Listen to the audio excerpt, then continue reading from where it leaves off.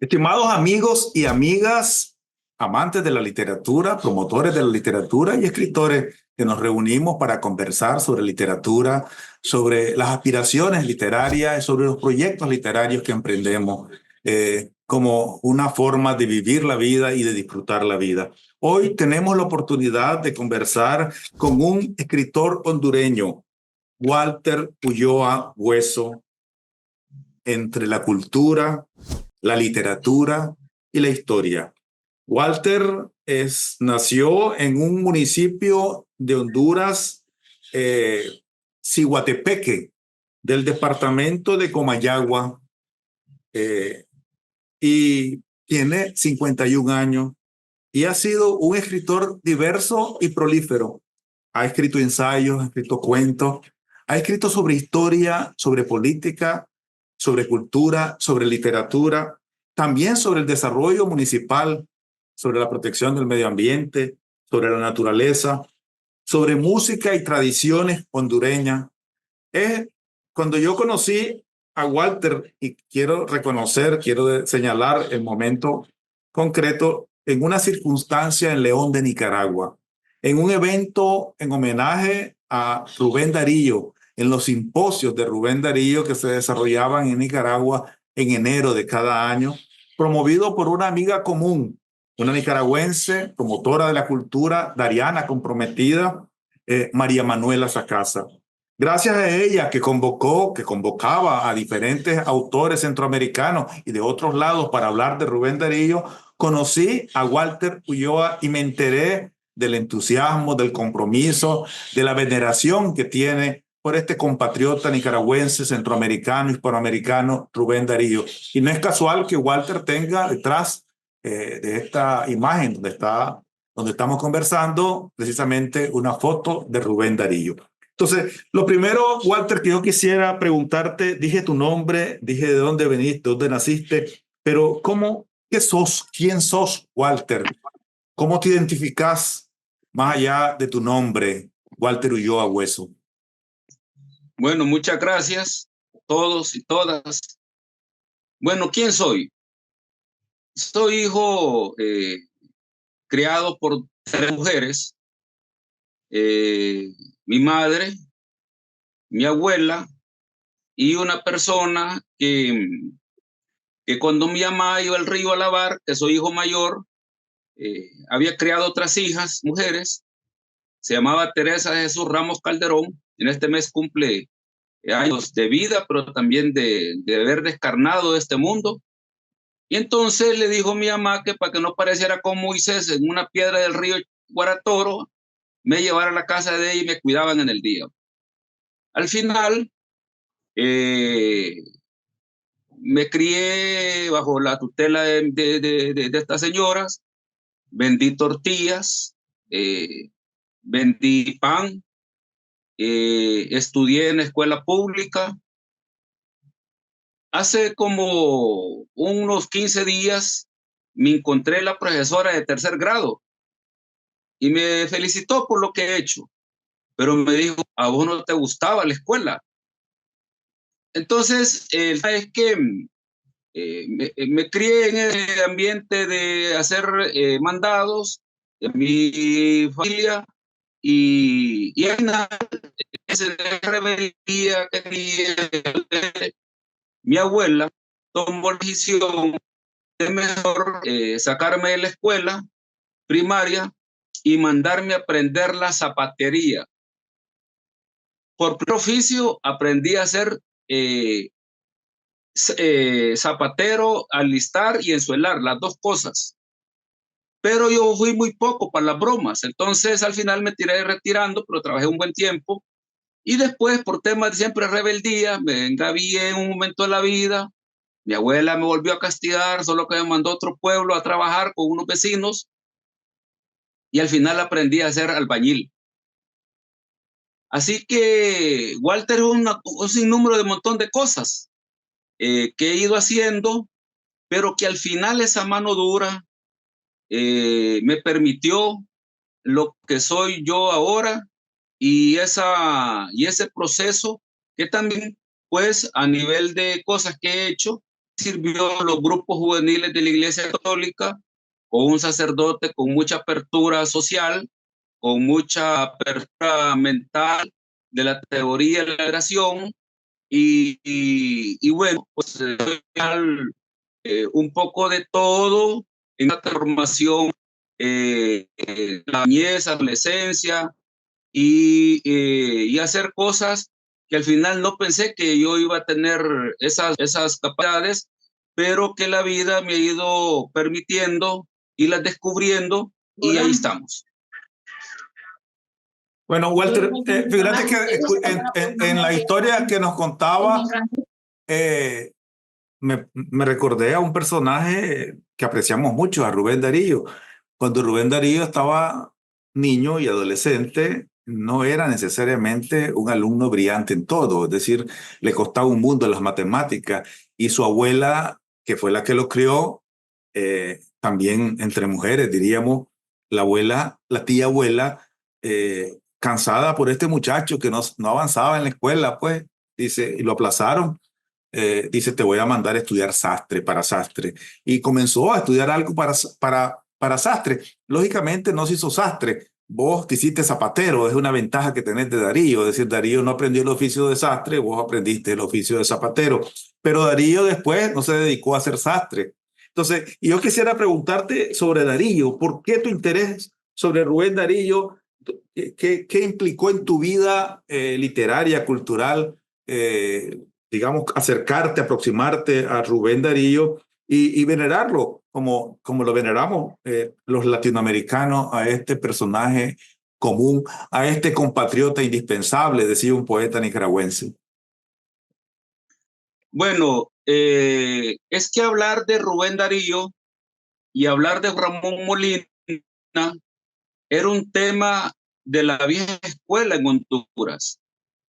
Mi abuela recitaba con mucha frecuencia, como Rezarle a la Virgen María, era el poema Margarita de Rubén Darío, y Pescador de Sirenas de Juan Ramón Molina. Entonces, en el 2005, yo comencé a aliarme con un profesor que se llama Gerardo Caldera Maya. Estuve en un evento, un simposio Rubén Darío, que me ayudara a escribir una historia sobre el Partido Liberal en Ciguatepec, que yo ya había hecho entrevistas. Ahí me gustó la radio. Entonces, tenía grabadora, estaba grabando personas mayores de 60 años, y él me ayudó a que en el 2005, en agosto, el 13 de agosto del 2005, publicáramos el primer libro juntos, que se llama Historia del Liberalismo. En esa línea, con el tiempo, yo comencé a integrarme en los grupos culturales de Iguateque, y en ese proceso yo asumí, por cuestión de compañerismo, la coordinación del Consejo de Iguateque. Entonces, cuando asumí, la gran pregunta era qué hasta fue lo que habían hecho las. Y ese año realicé, ya en el 2010, 2012 fue, realicé un encuentro de escritores y poetas. Y hice, a través de contactos que iba conociendo, se dio ese tema. Entonces, ahí conocí a una persona que había ido a Rubén Darío, y ese se llama el doctor Víctor Manuel Ramos. Entonces, el doctor Víctor Manuel Ramos, ya lo habíamos conocido con anticipación, y me plantea para el año 2015, eso fue como en noviembre del 2014, que me invita a que vaya a León, Nicaragua. Primero me preguntó si conocía Nicaragua, le dije que iba. Segundo, me dijo que conocía a León, le dije que no. Y entonces me invitó que fue a Nicaragua, que él me iba a llevar en su vehículo el 2015 al simposio de Rubén Darío. El tema es que ese año 2015, mi hija mayor pasa del colegio a la secundaria. Y entonces es un mes de matrícula, y febrero inician las clases, el 14 o 20 de enero. y yo el dinero que tenía para matricularla, comprarle las cosas, no me permitían ir a Nicaragua. Entonces yo le dije al doctor que no podía. Él me decía que me daba todo, dormida, comida, la inscripción del simposio y todo, pero le dije que no, me da un poco de pena. ¿Va? En febrero, entonces él se fue para León, y entonces yo a la junta directiva de la Asociación Cultural de Ciguatepeque le planteé que hiciéramos una actividad dedicada a Rubén Darío en el marco de la muerte, el 6 de febrero. Y la junta directiva me aprobó 3 cosas. Una, que me autorizaba para que hiciéramos una actividad cultural con la gente local para leer poesía de Rubén Darío. 2, es que ya el doctor Víctor Ramos me hablaba de una señora que era nicaragüense, que se llama María Manuela, que era diputada y que coordinaba los simposios de Rubén Darío. Y tercero, es que me autorizan para que yo haga contactos con la doctora María Manuela, y yo le mando una carta. Encontré un correo en la página de la Asamblea de Nicaragua, un correo electrónico de ella. Y entonces le mandé yo una. La doctora María Manuela me responde en mayo de ese año 2015 y me expresa que ella puede venir a Ciguatepeque a ese primer simposio dedicado a Rubén Darío en agosto, el 7, 8 y 9 de agosto del 2015. Y entonces convocamos a un simposio a donde los escritores más importantes de Honduras, incluyendo un exministro de Cultura por 2 veces, se vienen a Ciguatepeque, la gente que ha ido a Nicaragua, nuevas personas que han ido a ese simposio que duró 2 días aquí en Ciguatepeque de Rubén Darío, y que al final publicamos una memoria. Así es que yo, el 2016, voy por primera vez en el marco de los 100 años de la muerte del poeta a León, Nicaragua, con una delegación de 7 personas invitadas por la doctora María Manuela a León, Nicaragua. Bueno, Walter, mira, quizás en América Latina no todos conocen a Juan Ramón Molina, el gran poeta de Honduras. Juan Ramón Molina es un poeta que se murió joven, con el que Rubén Darío tuvo una especial relación de afecto. ¿Qué podrías contarnos de Juan Ramón Molina? El gran poeta hondureño, diríamos que es el poeta más importante de Honduras en el siglo, a principios de siglo y el siglo pasado. Bueno, Juan Ramón Molina muere de 33 años en El Salvador. Se inyectó, él utilizaba mucho la morfina. Con Rubén Darío se encontraron en el segundo Congreso Panamericano en Brasil. Y todo el mundo sabe que ahí Rubén Darío escribió Saturación Al optimista. al águila. Saturación al águila. Y Juan Ramón Molina escribió Saturación a poetas brasileros. Miguel Ángel de Asturias decía que Juan Ramón Molina y Rubén Darío eran almas gemelas. Miguel Ángel de Asturias. Entonces como ustedes los nicaragüenses, nuestro príncipe de las letras hondureñas fue Juan Ramón Molina. Hay escuelas aquí en Ciguatepeque, por ejemplo, nosotros donamos un busto a la ciudad de León de Juan Ramón Molina, pero primero León nos regaló un busto de Rubén Darío que aquí está en Ciguatepeque. Y aquí hay una escuela que se llama Juan Ramón Molina, hay 3 escuelas que ahí se llama, pero una que está en la aldea del Rincón, hay un busto de Juan Ramón Molina, y en el esquina opuesta, al lado sureste del estadio municipal, tenemos una plazoleta dedicada a Rubén Darío. Entonces, es nuestra referencia en el tema de la literatura. Se celebra su fecha de su nacimiento, que es el 2 de noviembre de cada año. Y es así como nosotros comenzamos a interlocutar en una alianza que nunca se formalizó entre Ciguatepeque y León, entre León y Ciguatepeque, porque a partir de 2007 no, 2016, perdón, ya en el segundo simposio que hemos realizado año a año, cada 6 de febrero y 6 de febrero, nosotros tenemos el acompañamiento del gobierno y pueblo de Nicaragua a través de la embajada aquí en el país y con todos los protocolos va de integración centroamericana. Entonces, es así como yo voy a Nicaragua. María me permite que invite un año hasta 50 personas para diferentes lugares del país. Pero también hay cosa importante, es que doña María, a mí, a Walter, no tal vez la palabra es correcta, pero me sirvió para hacer ese puente de contactos con escritores de América Latina y fuera de América Latina y Centroamérica. Una gran referencia en Nicaragua para este tema. Quisiera mencionar un dato interesante. En la autobiografía de Rubén Darío, que en realidad Darío le llamó la vida de Rubén Darío, escrita por él mismo, que dictó en Buenos Aires, Argentina, en 1912.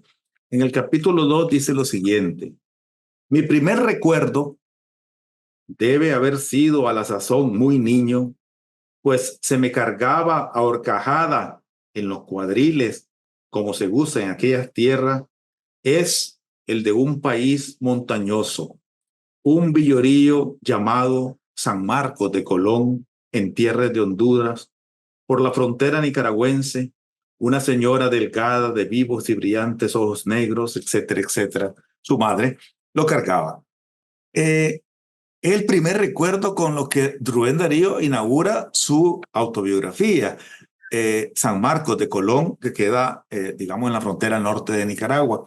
¿Y por qué Rubén Darío fue allá? Bueno, porque la mamá se había juntado con Juan Bautista Soriano, hondureño de San Marcos, Colón, y se había trasladado para allá. Y el niño, iniciando su memoria, posiblemente tendría 2 años y medio, quizás 3 años. Las primeras luces que recuerda es de esa población. Y quiero mencionar otro vínculo interesante de Darío. Darío contrae matrimonio con su primera esposa, Rafaela Contreras Cañas. Y Rafaela Contreras Cañas es hija de un destacado político y periodista hondureño, Álvaro Contreras, y de una costarricense. Y Álvaro Contreras conoció a Darío cuando Darío era niño en León de Nicaragua. Era un político liberal, Álvaro Contreras, promotor de la unidad centroamericana, y Darío se casó con su hija, con una hija de un político destacado centroamericano nacido en Honduras. Pero también hay otro vínculo interesante. Hay un poeta joven en aquel tiempo, Eliodoro Valle, que a los 16, 17 años tiene la iniciativa de escribir un libro de poemas. Y ya cuando Darío era famoso, se le manda el libro de poemas a Darío. Y Darío tiene, digamos, el detalle de tomar el libro de este joven desconocido poeta, primerizo, hojea su libro de poemas y se toma el tiempo para escribirle una pequeña carta. Y en la carta elogia y lo estimula a seguir escribiendo y le dice: el talento es joya de Honduras. Este muchacho recuerda esa carta y esa frase de Darío para toda su vida, y después llegó a ser un destacado escritor académico hondureño, hispanoamericano, Eliodoro Valle. Pero también hay otro personaje de Honduras que es imposible olvidar, Froilán Turcios, con el cual también tuvo un vínculo cercano, primero epistolar a través de cartas. Cuando Froilán era funcionario político del presidente a principios del siglo, un presidente hondureño que se casó con una nicaragüense, y entonces le escribía Darío a Froilán, y después Froilán lo conoció precisamente en Sao Paulo junto con Juan Ramón Molina, y establecieron una amistad profunda. Tal era así la admiración y el aprecio de Froilán Turcios que cuando Froilán visitó París varios años después, cuando Darío había muerto, trató de buscar el lugar donde vivía para rentar ese espacio y quedarse en el mismo lugar donde Darío había vivido en París.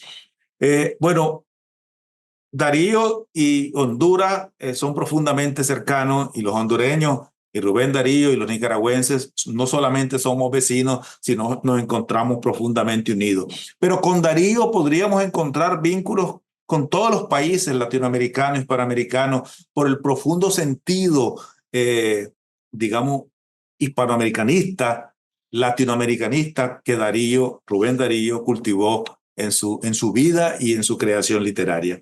Bueno, yo quisiera preguntarte algo, Walter. ¿Qué significa este nombre de este municipio, Ciguatepeque? Bueno, Ciguatepeque es un municipio que se encuentra en el centro de Honduras. Es un altiplano. Es un lugar de un clima fresco.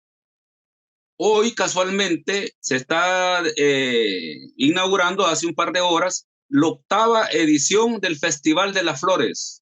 Ciguatepeque es una comunidad cosmopolita. Y ahí hay un dato interesante que nos une con León y Chinandega. Allá para 1890 hay un obispo que se llamaba Manuel Francisco Vélez. Hay una estatua en el Parque Chinandega sobre el obispo Vélez. Y el obispo Vélez fue nombrado obispo de Comayagua, y él ya era un hombre adulto, para mí padecía la presión, y se vino a vivir a Ciguatepeque. Al par de que él viene acá, se viene una familia de Chinandega a vivir en la ciudad, apellido Sequeira, y viene de Tala, especialmente de Chiquimula, de un obispo, apellidos Rodríguez, Troches, perdón, Duarte y Vides. Torres, el otro apellido que viene del Salvador, donde había estado el sacerdote antes, especialmente en la zona de Santana. Y entonces, aparte de esto, comienza a venir gente de otros lados, pero ya Ciguatepeque ya tenía una familia española, ya tenía una familia canadiense, ya tenía una familia de manes, ya gente de Centroamérica, y el obispo viene a través del que viene esta gente. Ese es uno, es el periodo de que Satruch está en Nicaragua.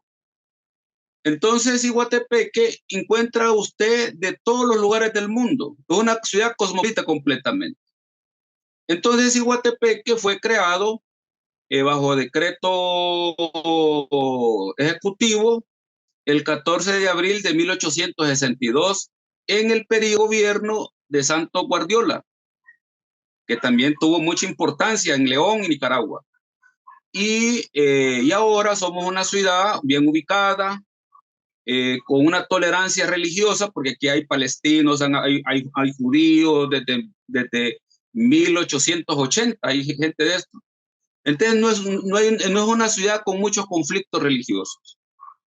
Es una ciudad que le llaman la ciudad de los pinares porque ha habido descendencia de mucha producción de pino. Y ahora tenemos el Festival del Pino que se celebra dependiendo Semana Santa. Y ahorita en octubre, que es la 8ª edición, celebramos el Festival de las Flores. ¿Por qué el Festival de las Flores? Decía el obispo Vélez en una carta que le escribe el padre Vallejo, que Ciguatepeque se convertirá en una ciudad jardín. Y él en eso es una comunidad que quiere decir en el Cerro La Mujer, Ciguat, Tepel Cerro, Cigual, mujer en lengua náhuatl. Y aquí en Ciguatepeque hay algunos descendientes mexicanos que hablan esta lengua todavía. Alguna gente la han querido enseñar, pero ha habido como una resistencia a aprenderla. Entonces, se comprueba la teoría, es una ciudad muy apta a los temas culturales, a los temas de cambios, y bueno, estamos bien ubicados. Aquí de este punto nos vamos para cualquier parte del país. Si queremos agarrar para Guatemala, tenemos 3 fronteras. Si queremos para El Salvador, estamos a 2 horas y media de la frontera con El Salvador por el Canal Seco. Ya un poco más retirado para el sur, pues si vamos por el Canal Seco, a 3 horas y media estamos en Guasable y entramos a Nicaragua. Estamos muy bien ubicados y aspirando que el próximo año, 2025, pues lo hemos hablado, volver a celebrar Rubén Darío, invitar a alguna gente de Nicaragua que lo hemos hecho, pero no hemos podido tenerlos. Y bueno, Rubén Darío, no solamente, nosotros nos sentíamos orgullosos que solo en Cipé teníamos un busto, ¿va? Comentarle a ustedes que la alcaldía municipal de Tegucigalpa, que es la capital de la República, hace 2 meses inauguró otra pequeña plazoleta dedicada al poeta Rubén Darío en el Boulevard Suyapa, ahí por la colonia Florencia, ahí por donde vive el doctor Víctor Ramos. Y hay una colonia en Tegucigalpa también que se llama Rubén Darío. Walter, una pregunta. Veo que tenés una cantidad bastante amplia de artículos, de ensayos y de libros publicados, pero lo que me llama la atención es la diversidad temática de tu escritura. Porque, por ejemplo, no sé si tenés a mano algunas imágenes, pero te voy a mencionar algunos títulos. Tenés una recopilación histórica del liberalismo, es una historia y tiene una naturaleza política, pero tenés también una plataforma política para el desarrollo integral y sostenible del municipio donde vivís. Es decir, hay artículos y temas de desarrollo municipal. También hay sobre la cuaresma y la meditación, es decir, hay temas también religiosos. Tenés Metamorfosis de un político, es decir, digamos, eso son narraciones. Y encontrás historias sobre el desarrollo de la cultura en el municipio donde trabajás. Y temas sobre Rubén Darío, temas políticos, temas sociales, temas culturales. También sos aficionado a la radiodifusión. Tenías un programa de radio y de música, de las tradiciones hondureñas. También sobre el tema medioambiental, sobre la madre tierra. Has sido promotor con los historiadores locales sobre temas de historia, sobre temas culturales, sos promotor de cultura, has estado vinculado con grupos artísticos y culturales de tu municipio y de tu país.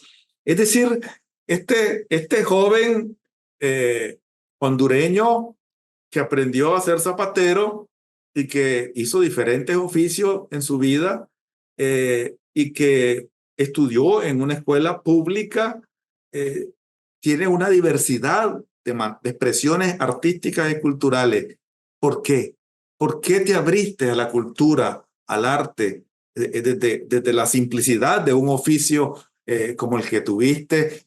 Bueno, Darío lo hizo desde la posibilidad de ser sastre, vos desde la práctica de ser zapatero. Yo vengo de una familia tradicional católica.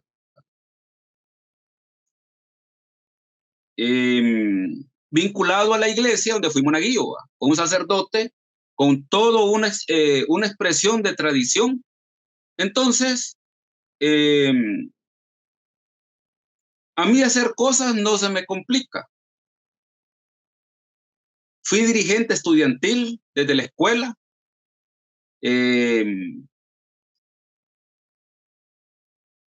Me retiré, terminé mi 6º grado en una escuela de adultos en 1990, 89 y 90, trabajando ya como ayudante de albañil.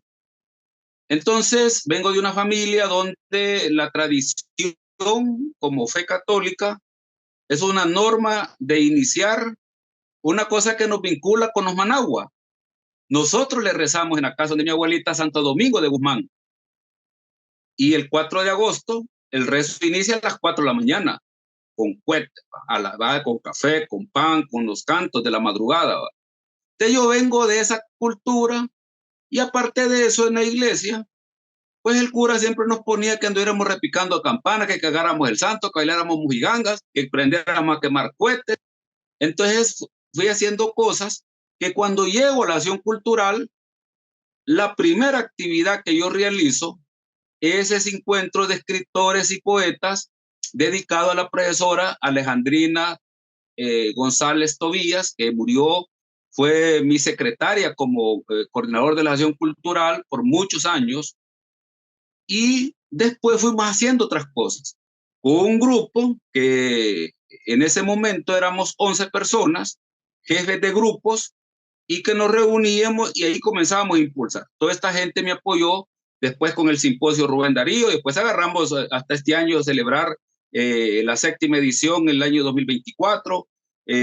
Hicimos un simposio de escultura en piedra que trajimos dos italianos, un español, un argentino español, 4 salvadoreños y 4 locales. Hicimos un museo a cielo abierto que hoy sigue siendo el atractivo del Festival de las Flores.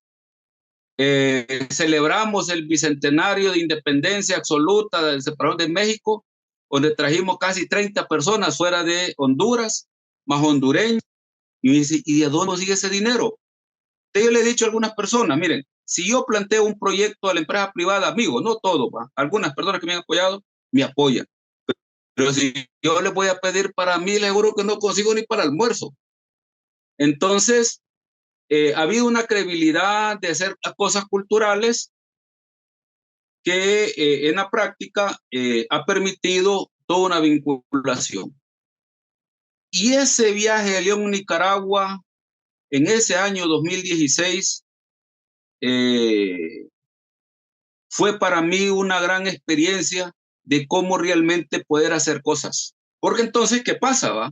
Los contactos que estaban de Argentina, de México, de Guatemala, de El Salvador, eso me permite a mí tener esos contactos y poder invitarlos a desarrollar actividades que hoy este año, a partir del martes, va una delegación para México, ha permitido seguir vinculándonos con estas personas. Entonces hemos hecho un sinnúmero de temas culturales en la localidad, pero también no solamente es un trabajo de Walter, no, y aparte de eso comentarles, yo no he trabajado como empleado sobre este tema, lo hemos hecho desde el voluntariado, gestionando los recursos, poniendo recursos, pero sí generando una plataforma que nos permita ese tema. Y lo otro con el tema de escribir es que después del libro del 2000 con el libro del Partido Liberal, me di cuenta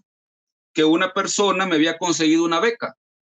Era una beca del Instituto Hondureño de Antropología e Historia de Honduras, el doctor Evelio Inestrosa, de aquí de Jesús de Otoro, un pueblo vecino, que era directivo en ese momento. Y a partir de esa formación me doy cuenta que la historia y por cosas que hacer, las encontramos en la calle, en los cementerios, en las casas, en las iglesias, hasta en las ollas que tenemos de la abuelita que están guardadas todavía por ahí.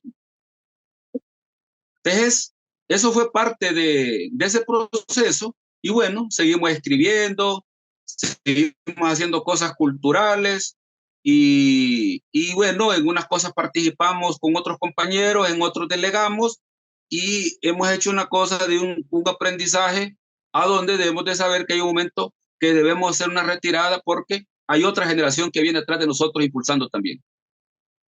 Bueno, Walter, cuando yo te conocí, la impresión que tuve de vos fue un hombre sencillo, entusiasta, emprendedor, comprometido.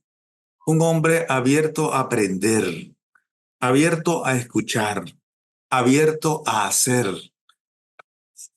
activo, que no se amuina y que no se queda por los obstáculos de la vida, que tu vida misma ha sido testigo y que vos has seguido adelante a pesar de esos obstáculos.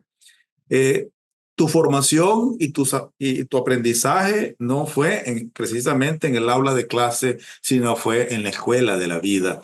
Y vos te hiciste escritor en realidad y promotor cultural desde la escuela de la vida. Yo diría que sos un promotor cultural desde la vertiente popular, un emprendedor y un escritor desde la vertiente popular, un creador desde esa fuente inagotable de la riqueza histórica, cultural de tu entorno y de tu realidad.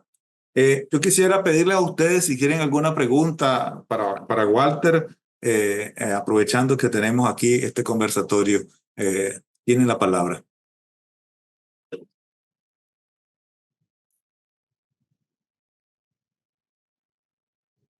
Muchas gracias, Walter. Yo quisiera preguntarle cómo hizo la transición después de que ella no quería la escuela, no quería estudiar como autodidacta. De que mi abuela me sacó de la escuela, me llevó a un taller para que aprendiera la zapatería. Y aprendí dos cosas, a ensuelar y a listar, a hacer la estructura del zapato y después hacer el zapato. Pero yo no mucho bromas. Entonces, yo me retiré y con unos señores vecinos, que ahí es donde viene mi formación ya así como de carácter, es entrando con el tema de la albañilería. Después me pegué una engavillada con unos amigos que no me prestigiaban en el barrio, entonces mi abuela me mandó castigado a un pueblo que se llama Lloro. Allá nazco en el tema social. Y después regreso a Ciguatepeque por temas que un sacerdote me indujo a que anduviera entregando una revista del Partido Comunista, y después llegaron ahí las noticias que me iban a detener. Yo ya tenía como 19 años. Entonces el vecino donde yo vivía, que estaba trabajando allá, me demandó el siguiente día para Ciguatepeque. Y cuando vine a Ciguatepeque, que yo vengo de una familia liberal, políticamente, orientada a la izquierda demócrata, entonces yo dentro en julio, aquí de vuelta, y la siguiente semana, porque ya conocían, mi abuela no participaba en política, pero era una persona que tenía alguna influencia política por su papá en algún momento que fue alcalde del municipio. Entonces, ya me involucré en una reunión de la juventud política del partido local, llegué a ser subcoordinador de la juventud liberal, y eso me permitió un proceso de formación y todo eso. Pero también en ese proceso de formación, a mí me gustó siempre escribir. Mire, yo me voy a confesar con usted, y lo he hecho de manera más de 100 veces ya, ¿va? Yo, por ejemplo, para leer un texto de manera pública, yo soy tartamudo, porque mi abuela me ponía a leer y yo era medio tartamudo y me terminaba dando un coscorrón, un golpe en la cabeza, ¿va? Entonces me quedé como eso. Entonces no quería asociarme, hacerme hermano del texto para entrar ya después de 2 minutos a no tener esa, ¿va? Pero al final es un tema muy personal ahí, que no es de psicología, sino que yo digo, me justifico yo solo porque inicio así, ¿va? Entonces, así inicio. Entonces, después participé en un programa que se llamaba Madre Tierra, que era de un grupo un empresario lo financió, pero buscó voces jóvenes, cipotes, para que grabáramos, y grabamos 50 programas que todavía están grabados en CD. De cassette se pasaron a CD. 50 programas para educar, cada programa duraba 20 minutos. Yo no soy bueno para hacer teatro, fíjese. A mí la cara no me ayuda mucho para el tema de teatro y mi carácter, ¿va? Pero sí fui bueno para hacer programa de radio. Yo tengo un programa de radio que tiene 15 años, se llama Análisis Local, se llamó Música y Tradiciones Hondureñas un tiempo. Entonces, desde el programa yo impulso el tema cultural.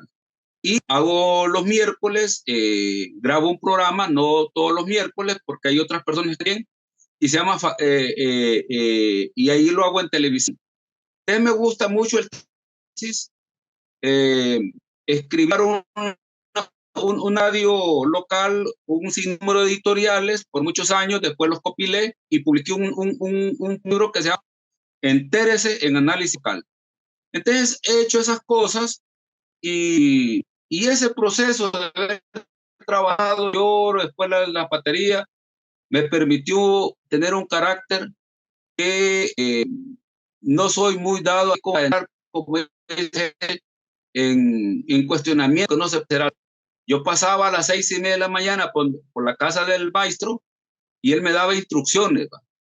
Y bajo esas instrucciones yo actuaba, aunque yo era el ayudante de los demás. Pero eso me permitió la vida, aventurarme, y bueno, en algunas he cometido errores, pero algunos compañeros me acusan que yo tengo un carácter como que fuera militar, ¿no? Aunque no lo tengo, bueno para orden, y que me doy cuenta yo que lo estoy haciendo. Claro, interesante. Lucía. Walter, sí, mira, vendiste tortillas y pan, fuiste ensuelador, un oficio que aquí en mi país está absolutamente perdido, ya no quedan zapateros. Pero quiero hacerte una pregunta que tiene, los que me conocen saben que yo amo mucho el pueblo mapuche de acá. Tú delante dijiste que ya la lengua se está perdiendo, la lengua Nahua. náhuatl. ¿Es que no hay hablantes o es que sencillamente no hay interés en aprender la lengua? Te lo pregunto porque acá en mi país en algún minuto hubo una falta de hablantes, pero luego hubo una recuperación y en este minuto, en la actualidad, ya se está enseñando en los establecimientos educacionales la lengua mapuche, se está poniendo mucho acento y énfasis a que los niños puedan sentirse impregnados de su propia eh, estirpe mapuche. Y me llama la atención porque creo que cuando tú nos dices que si Guantepeque se interpreta o en lengua náhuatl se interpreta como el cerro de la mujer, en el cerro de la mujer, creo que esas cosas no se pueden perder. ¿Qué está pasando? ¿No hay hablantes? ¿No hay interés por la lengua? Mire, la lengua se quedó plat- habl- hablándose entre adultos mayores. Se fue y se fue la lengua. En realidad, después el gobierno no impulsó en los centros educativos temas. Entonces, en algunas regiones que todavía la gente lo hablaba, más bien servía como de discriminación, pues solo estaba en manos de personas y que seguían personas adultas. Yo le puedo decir que aquí en Ciguatepeque, que somos una población de 170,000 habitantes, si habrán 10 personas que lo hablan, es bastante. Y todas son Oh, personas mayores de 70, 80 años. oh. No les podría decir yo en el país cuántos, pero en Ciguatepeque. Entonces, no tenemos una educación bilingüe o interbilingüe, intercultural, no lo tenemos. Por lo tanto, incluyendo las mismas lenguas maternas, como el tol, los talupanes, los pech, los mismos garifos, en una comunidad que están en la costa caribeña nuestra, se va perdiendo. La misma lengua misquita. Dice que yo que he tenido contacto con la gente de Nicaragua, se escucha más música en la costa, costa caribe nicaragüense, a través de la fiesta de Pablo de Mayo y otros, que la misma música en lengua misquita en Honduras. ¿Sabes Entonces, qué? es una lengua que en unos 10 años se va a perder. Y tal vez trayendo gente de México de vuelta o de El Salvador, pudiesen algún rescate con algunas comunidades indígenas que tenemos, 9 pueblos originarios. Y tú, desde tu trinchera cultural, desde ese movimiento que tú generas y que haces cosas, ¿no se puede levantar algo? Estaba pensando, por ejemplo, en este Festival de las Flores que ustedes tienen ahora o que parte ahora.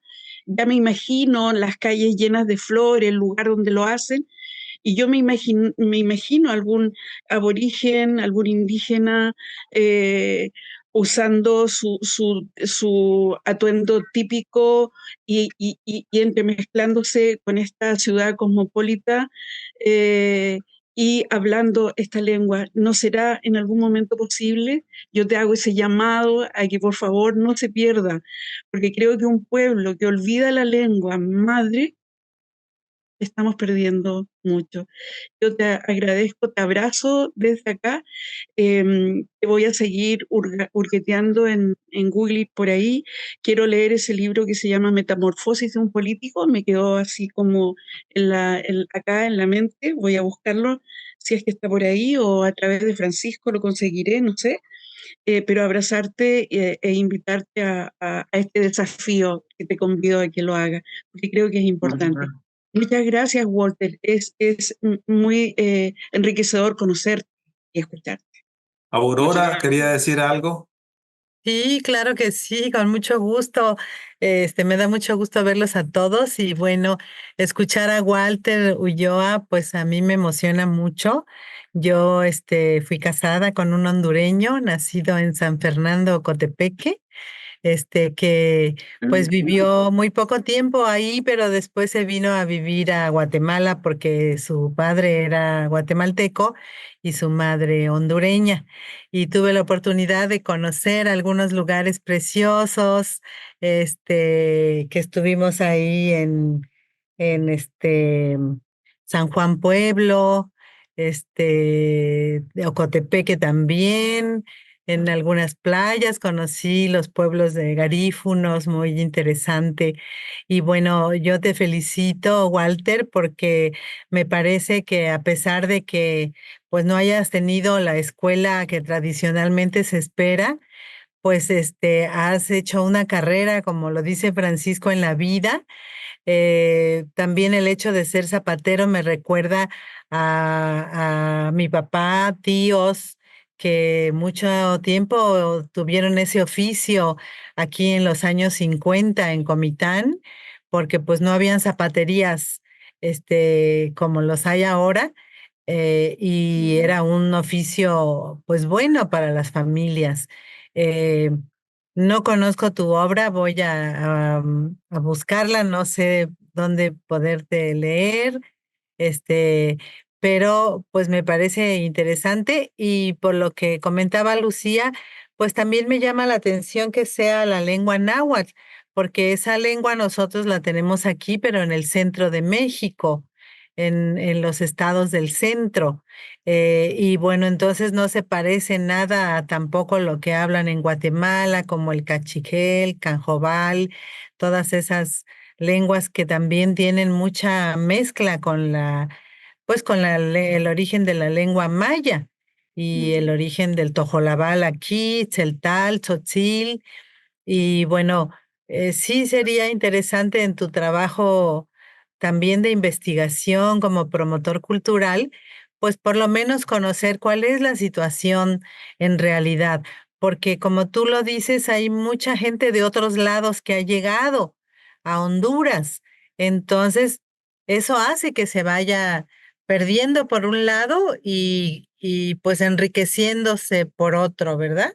Entonces, bueno, por lo menos conocer ahora cuál es la situación para poder rescatar pues lo esencial de la cultura, valores, costumbres, cosas que siempre tenemos que trabajar por tener. Eh, sabemos que hablamos de voz, ¿verdad? Y eso nosotros aquí en Comitán nos ponemos muy orgullosos y toda la gente tratamos de seguir usando el voceo porque ya de Chiapas para arriba la gente habla de tú. Pero nosotros sí todavía somos del voz. A mí me encanta estar aquí oyendo hablar de voz todos. Y y bueno, sí me parece pues muy interesante tu trabajo como escritor. Pues no sé si en Amazon tienes algo o cómo, dónde No, podemos leerte. ese es un tema que estamos trabajando para el año 2025. Eh, Estoy haciendo una alianza con la Fundación Family de la Iglesia de los Testigos de Jehová. No soy testigo de Jehová, pero ellos tienen una plataforma para poder escanear los libros y ponerlos en una plataforma donde se puedan visualizar. Ajá. Realmente he publicado, pero muy poco he subido al tema de plataformas. Lo he hecho así de manera convencional. He publicado 18 libros. Entre 18 he realizado 2, 4, 8 compilaciones en diferentes temas y el resto son propios. Aparte que he republicado libros de otros personajes, ahorita especialmente de un sacerdote que se llamaba Manuel de Jesús Subirana, que este año, en noviembre 27, cumple 160 años de muerto, era español, fue un cura misionero, y hemos iniciado una lucha por ahí porque mi familia ha tenido toda una historia relacionada con él. Entonces, así como la figura del el padre Betancur en Guatemala. Entonces, he estado en eso, pero sí, es un proyecto que tenemos para este año. Pues Bueno, sí, aquí te sí. esperamos en Comitán, Chiapas. Lucía ya conoce y tenemos el festival pues que organiza el poeta Ruey Rivera. Es un festival que se hace más o menos como en el mes de abril y pues muchas veces él invita a personas de otros países. Ahí tuve el gusto yo de conocer a Lucía y a otras personas y pues ojalá. Y si no, pues cuando vengas aquí a Chiapas, aquí estamos a las órdenes en Comitán, a 80 kilómetros de la frontera con Guatemala. Aquí estamos con mucho gusto. Muchas Bueno, gracias. si Esperamos. alguien más quisiera preguntar o hacer comentarios breves para Walter, alguno de los presentes. Bueno, yo quisiera concluir para darle la palabra de cierre a Walter, que hemos escuchado los comentarios desde la sencillez, del entusiasmo, del compromiso, del emprendimiento autodidacta de este personaje de un pequeño municipio de Honduras, desde Comayagua, desde el departamento de Comayagua, que ha sido zapatero, albañil, que es creyente católico, promotor cultural, escritor, promotor municipal, lector entusiasta. Yo diría que también es un gran observador y un curioso observador de la historia, de la dinámica social de su entorno. Es un comprometido con los procesos de integración centroamericanos, latinoamericanos, hispanoamericanos. Esas son las cualidades de Walter. Ahora, si quisiera decir de Walter dos, tres palabras adicionales, diría que cuando uno está en la proximidad de Walter, percibe la franqueza, la honestidad, la transparencia de un hombre sencillo que tiene la fuerza de lo que hace. Es decir, que lo hace con gana y no busca el beneficio de lo que hace. Lo hace simplemente por la satisfacción de hacerlo. Es un gran servidor de su comunidad y de lo que hace. Yo quería por eso invitarlo y ver que para la creación literaria, para la cantidad de libros que él ha producido, no necesariamente el camino ha sido la escuela y la universidad.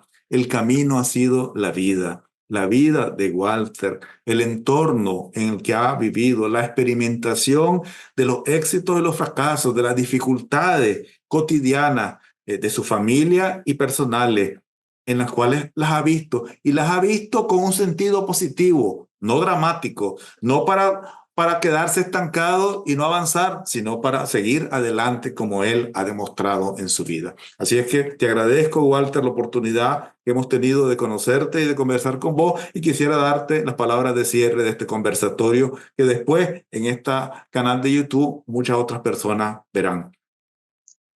Bueno, muchas gracias, licenciado Francisco. Yo creo que en este tema hay algo que me permitió la vida haber hecho dentro de todo lo que he publicado, y fue cuando nos dicen en mayo 28, si no estoy equivocado con la fecha, que una amiga motora cultural centroamericana había fallecido. Entonces, me habla su hija, Lourdes, a casa, prego, y hablo con los amigos y pandemia. Y hablo con amigos de Honduras y todo, no, me vamos para agua, no, hombre, estamos en pandemia, no vamos a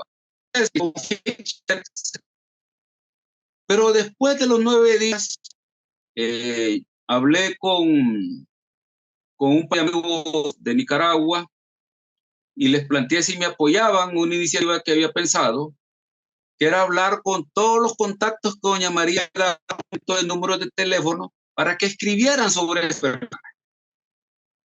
Y un momento hablé con usted también. Fue